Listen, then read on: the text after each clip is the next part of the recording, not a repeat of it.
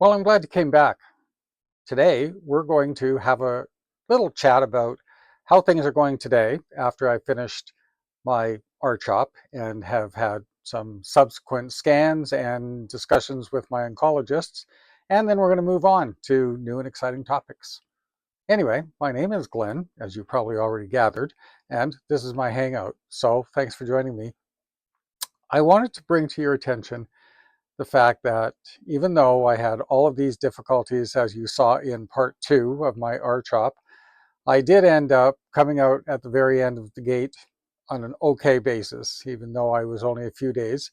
As you can see, no more chemo cap. The hair is starting to grow back in, slow but sure, and maybe a little bit whiter than it was when I started off on this journey of mine. But c'est la vie, doesn't really matter. It's only hair. So after I finished, I ended up having another PET scan, and that PET scan came back with, sadly, some remaining cancer, even though the cancer had become far less aggressive and the rest of it was gone, because I did have it in quite a number of different places. As you all know, I had lymphoma, and the type was, or subtype, I guess, was DLBCL. I know, a lot of letters. So that means it was diffuse large B cell lymphoma. There are so many different kinds of lymphomas. So if you have one that doesn't line up with what I've been telling you happened to me in the past, that's okay. You can even share your experiences with us, because I think the more educated people are, the easier it is to go through something and try and get out the other end. I count myself very lucky because I'm still here talking about it, and others have not been so fortunate.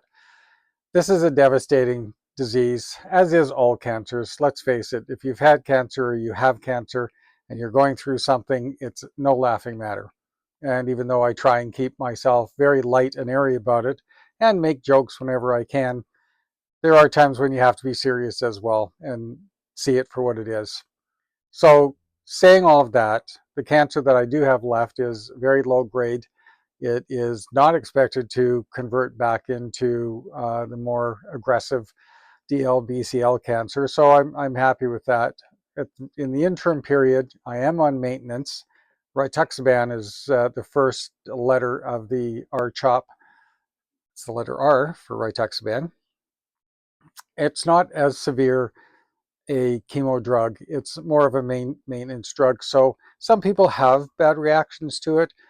It's a little uncommon though, and it doesn't really do an awful lot in terms of changing your physical appearance, like losing your hair.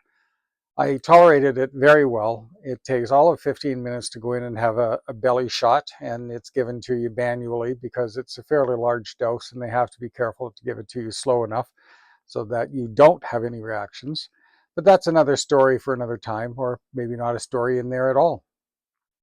After that, I'm going to have another PET scan at the end of November and see where we're situated from there, followed up with a December doctor's appointment. So that's all phenomenal. Life as I know it is starting to come back to a little bit more of a norm for me. And as you can see by the backgrounds I'm selecting, I shamelessly am showing all of you the artwork I do when I'm not busy doing something else. And I know I haven't been very religious at art in the last 6 months, but rightfully so. I needed to look after me. And the one thing you might find, you have to look after yourself too. If keeping busy is part of what your makeup is all about, then go for it. I like to keep busy myself. I don't like doing absolutely nothing. In fact, I took on a rather good sized project for our crappy basement laundry room, turning it into a little bit of a luxury laundry room for my darling wife, who supports me so well. And it was good for me. It was good to keep active. I put my own flooring down, good old Home Depot. I give you a free shout out, Home Depot. And a lot of IKEA cabinets. And putting those together is sometimes fun, but I've become a rather bit of a master at it. So that's where we're at right now. What I do also want to talk about today is of family and friends, because everybody handles cancers differently. And as I've been telling you throughout this whole series of cancer talks that I've been doing with you, there's a lot of hidden stress, a lot of unseen stress that family members are burdened with. And in my case, my lovely daughter, Lana, has been just incredible to me. She's helped me so many ways because, as you all know, my wife was tied up with a new hip replacement because I thought chemo was going to be a walk in the park for me. And again, laughingly, no walk in the park. And Lana was there every step of the way. She took my ambulance rides with me. I was on the stretcher, she was on the seat. And I'm glad it was that way and not the other way around.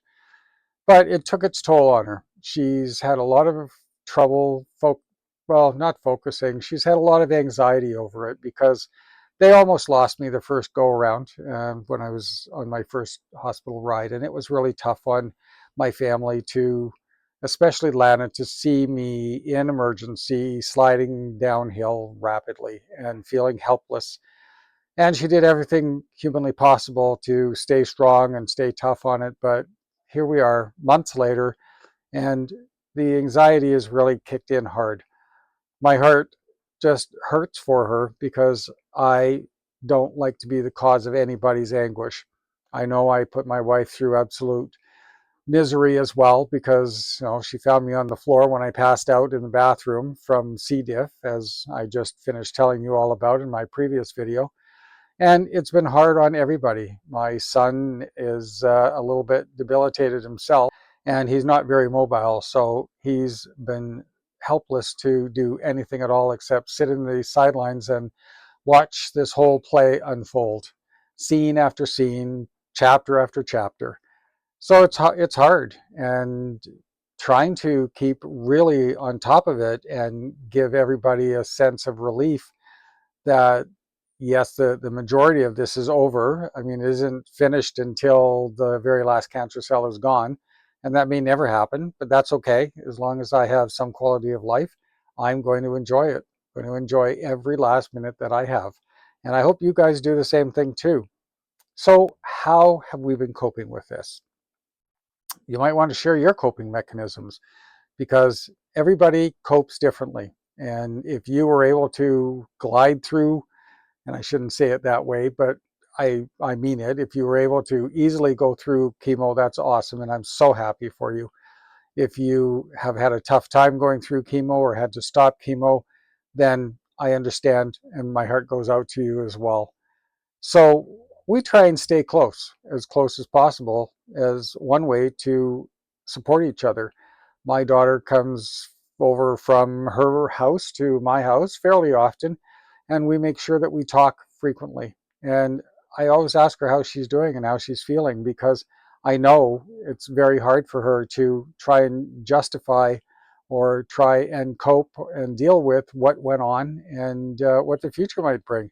And unfortunately, we cannot allow ourselves to try and project what the future is going to do for us.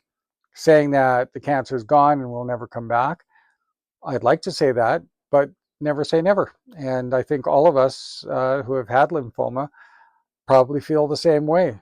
I attended a group meeting not long ago for our local chapter, people with lymphoma and or people who have are in remission from lymphoma.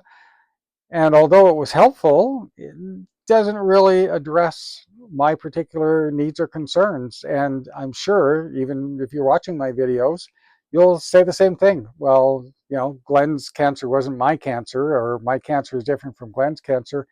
But I think we can learn from each other. And I think we can support each other just by being there, having a voice, someone who can actually sit down and tell it like it is. I enjoy my friends. I love my family dearly, and I enjoy helping people as much as possible, which is why I'm doing this whole series, because if anybody gets any small bit of relief, it doesn't matter, it doesn't have to be a large, oh, this has been an eye-opener for me, and I'm certainly not trying to say I'm a medical expert, because I certainly am not. I'm a patient. And although sometimes I use AI to help me navigate through a lot of the reports that I get, I find that people should. I mean, AI is a scary business, and we're going to talk about that more on Glen's Hangout because let's face it, any of us seniors, we have a whole new way of life, I guess, with AI coming out. Who would have thought? You know, you can talk to your computer and have your computer come back and give you intelligent answers and explain things to you in layman's language, because so often you sit in front of a doctor and your mouth's sort of hanging open going, like, I mean, I know most doctors try very hard to make sure that they speak plain English to you, but there is always the, am I hearing it correctly? Did I process this correctly? So being able to come home, sit down, put your report into an AI like ChatGPT and let that program describe to you what's going on with your illness or how your illness could affect you is really awesome, as long as you don't take it for being the God's honest gospel. So let's face it, we're all individuals. Everybody has a little bit different quirky cancer or this little thing, like for myself, with getting C. diff. How many people get C. diff with lymphoma? Probably a handful? I have no idea. Worldwide, I'm sure there's a lot. But in my little corner of the world, my doctors found me to be a real anomaly, because everything what I was going through was so different. My AFib was the biggest problem. And ironically, my AFib was probably the least or the lowest on the scale of how my health was going, because I don't get AFib issues very often. And if you're not sure what AFib is, it's atrial fibrillation, where your heart chambers go out of sync and they don't sync up together. So you end up having this racing heartbeat, like in the 170s, way off the charts, or even in the 190s. And it can be, again, its own killer. I mean, you can stroke out with it. Luckily, I've avoided that, and now I am back on medications that are going to help me with that. So I'm going to leave this video here today, and let's catch up again later on. But next video out is going to be completely different. I want to start talking to you guys about how we're coping with the world we live in today as seniors. And even if you're not a senior, you can still jump on and enjoy the ride. So, ciao everybody. Thanks for joining me. I'm Glenn. Don't forget, Glen's Hangout. Talk to you soon. Bye.